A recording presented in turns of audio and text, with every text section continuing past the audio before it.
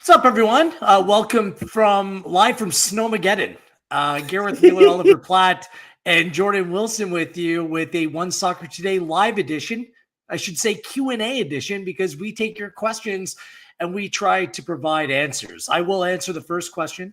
I'm stuck about 3 hours north of Toronto. It has not stopped snowing since I got here on Friday. I hope to be in studio on Thursday night for our Concacaf Champions Cup coverage, Vancouver Whitecaps in Saprissa. If not, Jordan Wilson is going solo. Ooh. So, Jordan, call me a tow truck. Call me the company chopper. Buddy. I need to get out. Like the snow, it's like above my head. I don't even know what to do anymore. I've never seen so much snow in my life. First of all, the company chopper is busy. You already know that. Both of them. Paper plane. Two, I could never do this without you, buddy. If you give me a mic by myself, I start singing. That's just what happens. I need you, puppy. So find a way. There is worse singing voices. I will vouch for you there. Plenty to get into. The Pinatar Cup, we're on tap for the first games for the Canadian women's national team under Casey Stoney. The Major League Soccer season kicks off this upcoming weekend. Of course, the Vancouver Whitecaps in Concacaf Champions Cup. All that and more coming up. If you have a question, put it in the chat. Our fine producers will then put it up on the screen. Say like that. Welcome to our live Q&A. Send your questions in the chat. Very simple.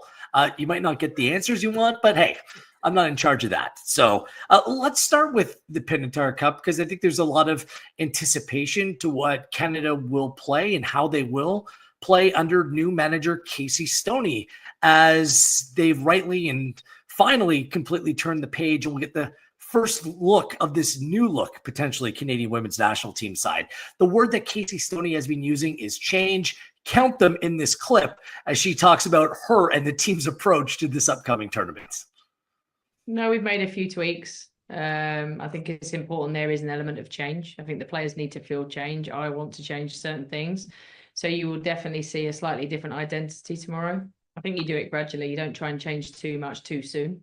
I think it takes a lot of time to embed the information, and we've got the luxury of having a year this year with no competitive games. So we're going to take that year to try and change certain things and tweak certain things. There's some things that are really good within this team that I don't need to change. This week is about assessing everything, changing certain things, and then evaluating off the back account what I need to change moving forward. Changes. I counted 8 in that clip right there. Yeah, and a tweak, which is a synonym of change as well. Oliver, I'll start with you because I think the question is twofold here. What changes do you think that Casey Stoney will make, and what changes do you think that she should make? Those two things may be very different in terms of the way that things play out with this team over the course of the next year. Yeah, I think they could be quite similar, to be honest. I think what people are going to want to see, and I think what she'll be eager to deliver on, particularly in games like this against this kind of opposition, is a more attacking mindset, more goals, more chances, more exciting football. And I think it's there's been a little bit of a drip over the past few months as Bev Priestman has stepped aside in that job of players, coming out in the media and maybe hinting that all was not always well in terms of the way that they maybe the idea they had of how they wanted to play and how Bev Priestman was setting them up. I think there was maybe a little bit of tension there between players who wanted more freedom, wanted to play off the cuff a little bit more, and a coach who was very structured and, very much, trying to set up a team that arranged itself and positioned itself in very specific ways and maybe exerted quite a lot of control over what those players were doing with the ball and how they're attacking. So I think you're going to see a team, I would expect, that tries to kind of loosen those reins a little bit and plays with a bit more freedom, and it will be over to the players now to prove that they have the quality to make that effective. Okay, more freedom is one thing, but Jordan, how does Stoney get the best out of this group? Because she's right, there are some real positive elements and aspects of the way that this team plays, but what is the next iteration? What does the evolution of this team look like? I think having an identity that you live by. I think oftentimes when I'm watching this team is like, yeah, you can see talented players or some players that might hurt the opposition, but it's still so fragmented. It's not really a group going forward. I think defensively, and Wheels, you've touched on this in the past as well. Of course, that's been Canada's bread and butter. But I think where they're at right now, what people want to see going into 2027 when the next World Cup is like a team that looks dangerous on all parts of the pitch. So almost for me, having new like heroines, new leader, new players that are emerging. And I want to see someone that's encouraging that potential and is patient with certain players in certain positions. Like obviously there's been those staple players in the program for a while, but now there are new players emerging. It's like, how do you bridge the gap? How do you have a hybrid of the old and young and the new? And I think Casey Stoney, from hearing her speak, the fact that she seems authentic and everyone raves about her being a great leader, I think you're going to see someone who trusts those players to go out and do their best. But that's what I need to see as a fan of this program. I need to see new players emerging, and I need to see an identity that everyone can get behind. Okay, that identity though, guys, doesn't that have to be consistent attacking output?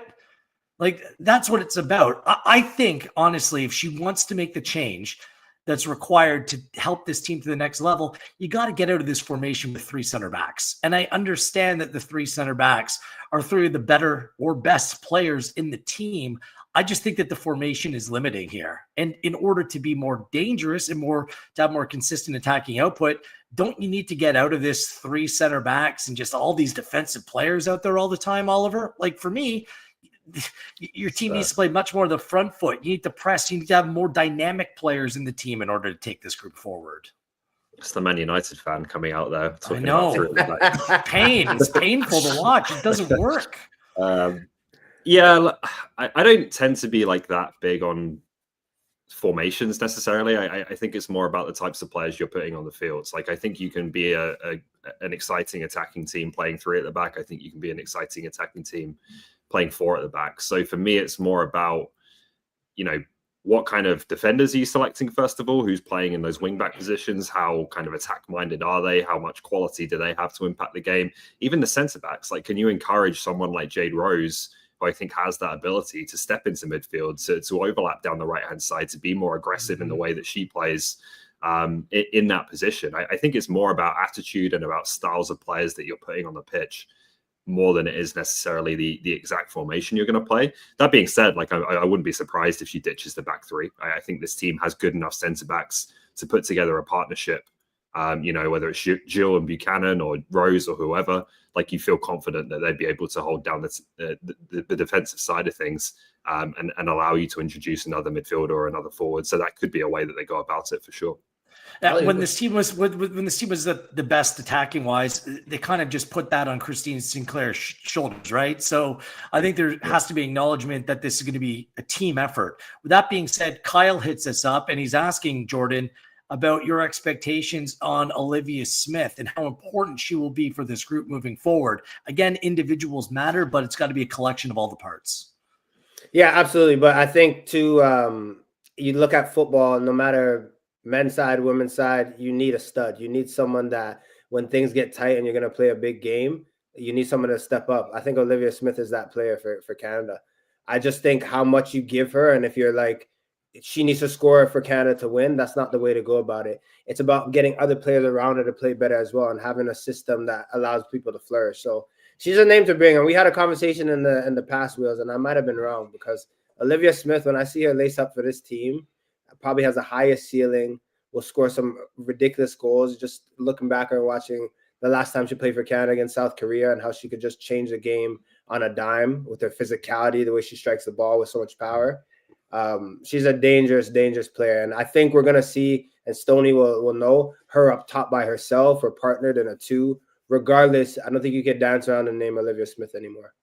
All right. Anyone else to keep an eye on here over the next 3 games, Oliver? Smith, Mimi Aladu, I think those 2 names are the ones that come to mind. I would just say that these types of camps, it's the first camp under a new coach, are always a big opportunity for someone to step up and stake their claim and strengthen their position heading into obviously a new World Cup cycle here. Like Bev Priestman's first camp was the 2021 She Believes Cup, and at that time Vanessa Gilles had 2 caps, and she went on under Priestman to win an Olympic gold medal, play at 2 Olympics, a World Cup, and is the reigning Canada Soccer Player of the Year. So these can be big opportunities for a lot of players who may not be established right now. My shout is Regan as well. Got to do well. That defensive midfield. I think she'll break up play. New sign to AFC Toronto as well. So coming home to play, but it's a big opportunity. It's always difficult to tell against perceived inferior competition. Like Mexico, an emerging team in this region, they're taking part here.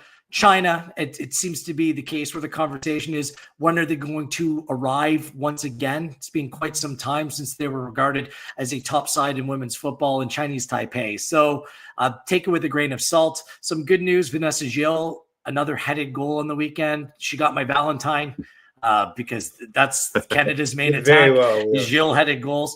And something a little bit weird was that Adriana Leon wasn't with Aston Villa on the weekend. She was with Canada. So I don't know what that's all about. I mean, we were hearing, well, at least I was hearing that she was supposedly or reportedly given a big money offer to come play in the NSL at some point. I just wonder if that might be back alive. If you're not playing with your club team in the WSL on the weekend, you're at Canada camp. Doesn't that seem a little bit odd to either one of you? Very odd. She's playing Very the peculiar. season. Yeah, very early. So it's something to watch. I mean, it would be a coup for the NSL to get another, Canada women's national team regular part of them. But there's a story going on there. We're just not quite sure where it is. So the Pinatar Cup, not to be confused with the Pat Benatar Cup, which is me at karaoke on Wednesday nights. Starts tomorrow on One Soccer, all 3 games right here for your home, on your home of Canadian soccer and One Soccer. All right, let's talk MLS because the MLS season starts this weekend. The reviews or expectations, predictions when it comes to Canadian MLS teams, not so great, according to the experts with Major League Soccer. Let's start off with Toronto FC. Oh, there it is. Here are the predictions. Let's start here, okay? We'll worry about TFC in a second. Vancouver Whitecaps go from playoff team to 14th place, predicted by those experts within MLS. The Eastern Conference, CF Montreal 13 and Toronto FC 15. Word has it that they would have put TFC 16th if they could, but they were stuck on 50s. 13, 14, 15. Oliver Platt, doesn't this seem a little bit harsh towards the Canadian MLS sides? What date is it? We're having our annual is MLS.com disrespectful to the Canadian side. Perfect timing. Right on schedule. Right on schedule. On the eve of the new season. It's perfect. I think the Whitecaps are the one that stand out to me there. Like this has been a team where the floor has been playoff team for a few seasons now under Vanni Sartini. I don't know that they've got better than they were last year, obviously, particularly with Stuart Armstrong leaving, but I don't think they've got much worse. And so you would have to think that there's going to be some drop off from Vanni Sartini to Jesper Sorensen for them to finish 14th in the Western Conference. So I do think sometimes these teams, the Canadian teams, can be a little bit out of sight, out of mind. And when you're putting together your preseason predictions, you just tend to kind of drift them towards the bottom. In TFC's case, maybe it's well earned at this point. It's hard to argue with that one, but the Whitecaps surely have to be a bit higher up than 14th in the Western Conference. And I think 14th. Was San Diego 15th? Yes. Were they even below the expansion team? Okay, they were only above the expansion team.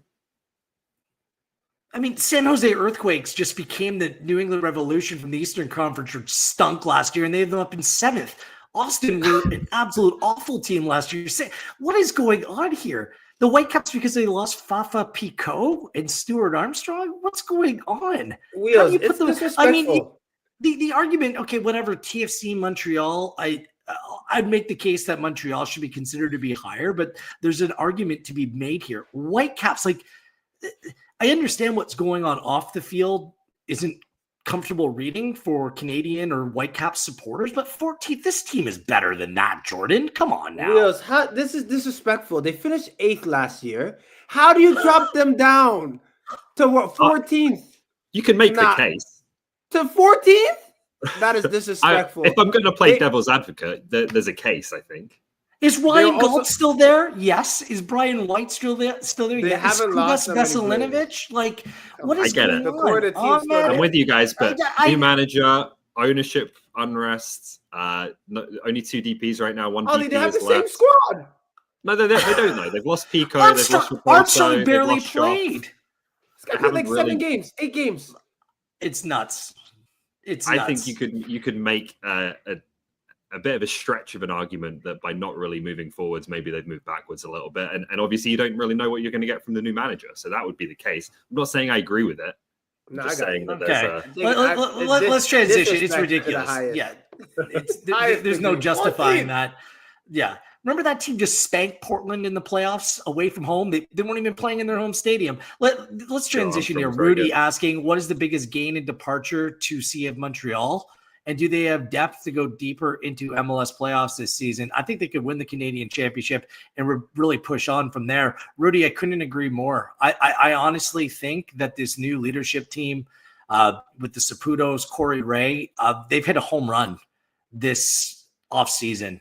They've stuck with their identity, bringing in young players with high ceilings. I think that they've gone out and replaced some of the exits, like a Joseph Martinez, who, by the way, came on at the end of the season. The rest of the season really didn't do much. Coro was hurt in and out of the side all last year. Another year 2 under Laurent Courtois. I think that they've had some really savvy recruitment. And guess what? They keep Caden Clark. They keep Bryce Duke. They kept Nathan Saliba until now. There's a good core of young players with high potential.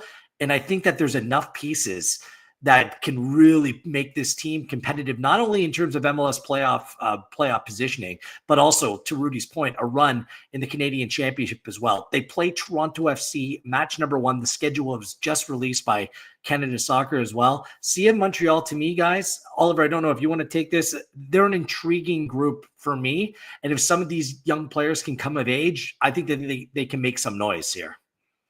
Intriguing is a good word, and I think you always would like to bet on young players progressing and improving than the opposite and having an older group. And that's, I think, what CF Montreal have. Like, I don't think they're a sure thing to be in the playoffs. Like, I can kind of understand the prediction, but if you can get, if Jalen Neal can come in and make an impact at the back, if Nathan Saliba can take a step forwards in central midfield and really establish himself as a quality starter. And then probably the other wild card is the centre forwards. Is Vrioni going to be the guy?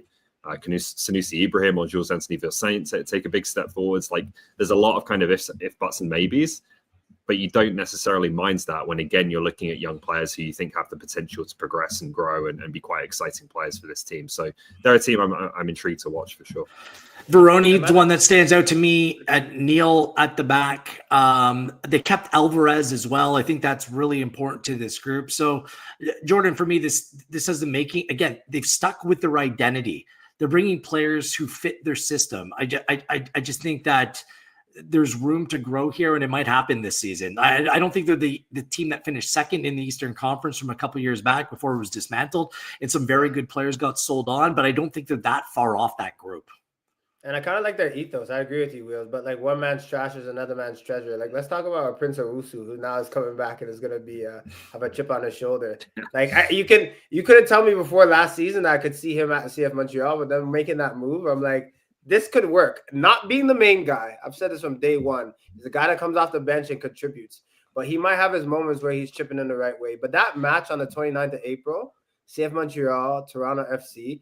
The winner of that feels like a shoe-in to go to the finals, no? Like, that pathway is just, to go all that way. I mean, I feel like they might meet Forge or Halifax, wherever they might play at that point. But it's just nice to get the big dogs out the way, the heavy hitters fighting each other. Forge will have something to say about that. Forge is going to be, I think Forge has a team that really can make some noise in this competition and beat CF Montreal last year in this competition. And, oh, by the way, beat Toronto FC as well. So they beat them in a game, didn't they? So I mean, I'm waiting for it. I'm waiting for that CPL team to do it. Cavalry and Forge are finally positioned to make some noise as well. I just think that Veroni not playing on turf in New England, that will help. Vilsaint, he can make a jump as well. They have some players. We'll see if Ibrahim Opoku stay. They have plenty of different players that can add to the attack. So I'm excited about seeing CF Montreal. Let's talk about Toronto FC. They signed an attacker, number 9, Ola Brynhildsen, from a country that Jordan Wilson's very familiar with, Michelin. Denmark. Scored also when he was on loan with Molde as well. Seems to be a proper fit. I'm told he's a dynamic player. He's got a little bit of a ceiling as well, something to grow. The question is, will Toronto FC be in a position to fully take advantage of Brynhildsen and what he brings to the table? Because I do think there are some questions about this Toronto FC squad. Can he play up top alone? Does he need help in and around him? What exactly does that look like? Your thoughts, Oliver Platt? I think this one feels like a relatively low risk signing, obviously, with the nature of how they're doing it with a loan first and then an option to buy. It's a little bit of try before you buy. And I'll kind of defer to Jordan on this one because he knows Scandinavian football a lot better than I do. But he scored in Norway, didn't quite hit in the same way in Denmark, which is obviously a step up. If you're scoring goals for Midtjylland, you're probably not, signing for Toronto FC in the first place, to be fair, because that's a very good side playing in European football more often than not. So I think in the situation they're in the position they're in, again, getting it as a loan with an option to buy and being able to bring this guy in and see what he's about, see how he fits, that makes sense to me. And obviously just the fact that he's a bit of a younger player with some upside as well, I quite like the move. From people I've spoken to, Wheels, the 25-year-olds, it seems like the time make or break. Also being on loan, the fact that he's kind of been trying to find his footing, and everyone says, yeah, as you already said, Wheels, that dynamic, a player that could be dangerous in the box, but really hasn't found his foot, hasn't found his home. So you take someone like that, that's kind of maybe TFC's way of going about business, is players that aren't really rooted, and you can maybe get them for cheap, and then they're like, what, maybe it sticks here. Great city, having the fans behind you, or maybe a team that's going to play a bit different where you have a player like that. I will say, playing in Denmark as well, and you have some big players, you go somewhere else, you're big fish in a little pond. When you're going to come to the MLS, I know TFC right now isn't the cat's meow in the MLS, but it is still a big team in terms of where you are and the expectations that are on you. So how does he adjust to that? And to Ollie's point, does he need more help? How does the coaching staff bring him into that? I think these are all things that you want to see a player like this of potential or caliber getting settled early. But if I had to make a pick right now, I think he's going to do well based on of just his profile, like the 5'10", 5'11" frame. He's going to work hard. But I think there's just an opportunity for him to be the guy, right? And not solely just him, but they need a 9. They need someone to come in. You are bought. You're on loan. This is a perfect situation for a player like that to come in. Yeah. The player seems fine. I just wonder if he works better in a 2 than a 1. We'll see if he has the physical profile to cope with MLS. I do believe that Toronto FC were initially interested in the Roma, Uzbekistan national team player, Shomurodov, and the deal just couldn't get over the line. I think he was their first choice, but I give them credit for quickly pivoting. It's been a difficult offseason, especially not knowing the future of Lorenzo Insigne, having that not solved. So I've said this before, I'll say it again. It's not about this season for Toronto FC. It's about finding solutions for next season. Well, they'll have a lot more cap space and flexibility to potentially go on and do something. So this year, whatever you can get out of this group is a bonus. If you could bring some young players through, some intriguing young midfielders, I would like to see get a look in this team, then that's a win for me when it comes to Toronto FC this season. Let's talk the Concacaf Champions Cup, because the Vancouver Whitecaps, it's the game that everyone's talking about on Thursday night. There's no hockey game being played. It's Saprissa and it's Vancouver Whitecaps in Costa Rica as the Whitecaps kick off their 2025 campaign and their Concacaf Champions Cup campaign as well. We spoke about MLS maybe disrespecting the Whitecaps a little bit. Well, the bookmakers favor Saprissa to win this game. Odds are on Saprissa to go on and win this game more so than the Vancouver Whitecaps. What do you make? What places on Tony Bet? Plus 129 for Saprissa, plus 179 for the Whitecaps, plus 245 is a draw. Saprissa is struggling right now in the Costa Rican League. I believe they're around 6th or 7th place in the division. The Whitecaps, obviously, their first game of the year.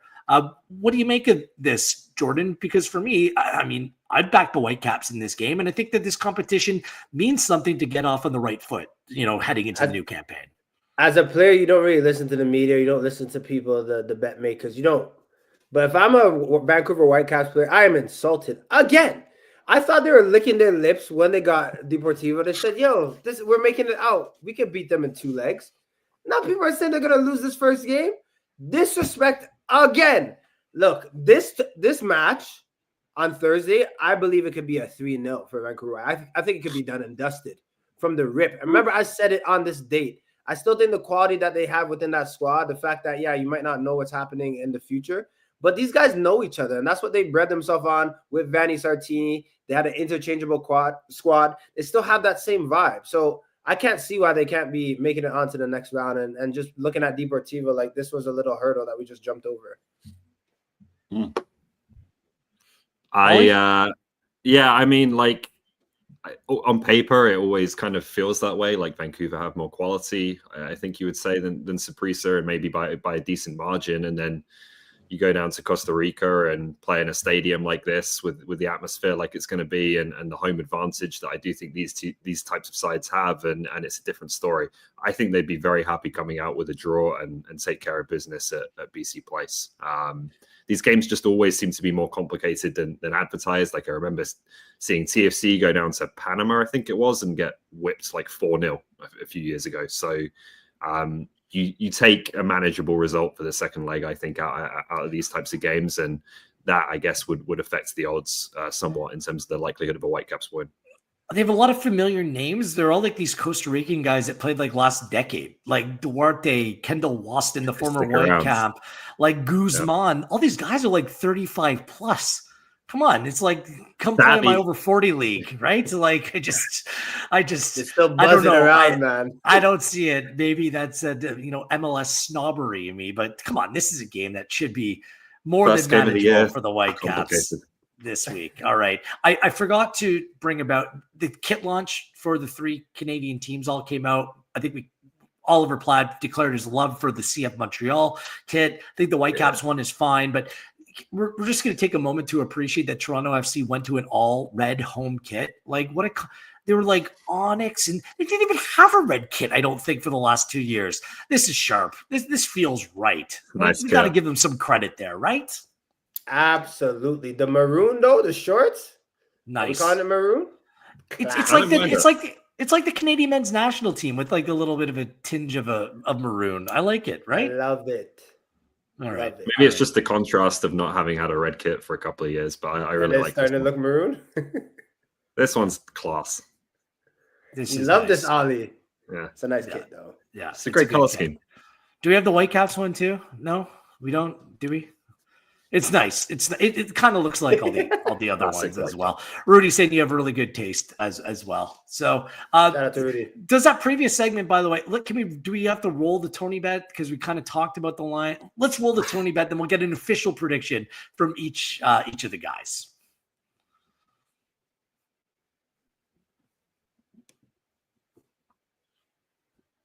Okay, we'll just put up the lines. We're not gonna roll it. I don't know what the deal is on this live show. Typically, I'm not hosting. It's Andy or Adam. I'm just doing my best, people. I'm in Snowmageddon, just try to keep my Take a chance. Official prediction.